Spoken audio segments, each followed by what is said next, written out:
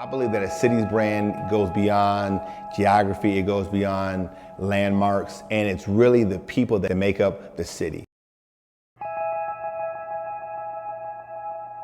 In Detroit, in Midtown and downtown, there's vibrancy, there's excitement, there's development, there's growth, there's density, there's all kind of things that are happening and creating this new Detroit and this resurgence in the city.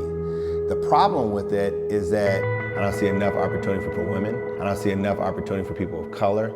I don't see enough opportunity for people who have disabilities. Somebody has to be at the table. Somebody has to be a voice that lives or is a part of these communities.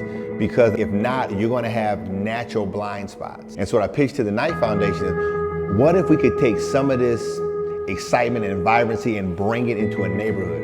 And so our project really centers around three pillars. One is telling the stories of entrepreneurs who are underrepresented in terms of their stories being told. There is this whole sea of people that are doing great things that have amazing ideas that typically get overlooked. And so part of our work is, how do we help those stories rise to the top so we can now begin to look at those as an opportunity to be able to say, this is what the city's brand is.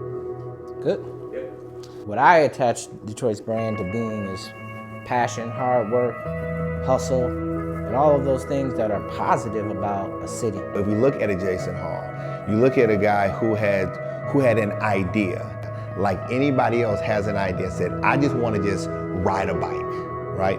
And so that desire and passion to want to ride a bike turns into 5,000 people coming together every week in the city of Detroit. So how can we replicate that in other kids in other neighborhoods?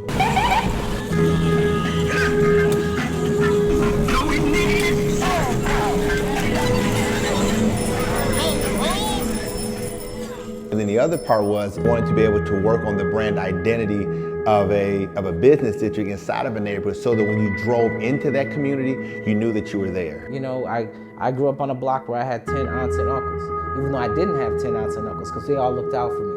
Grandma Rosedale really was my first real taste of real community. But I truly believe that the economic development and the growth of the city of Detroit is really going to be connected to neighborhoods. So we began to do research, we began to meet with different leaders in those neighborhoods, and then we decided to go to Grandma Rosedale. Prestigious Detroit community with historic homes, tree-lined streets, and organized, caring neighbors, poised for business district growth along Grand River. Grandma Rosedale has always been one of the most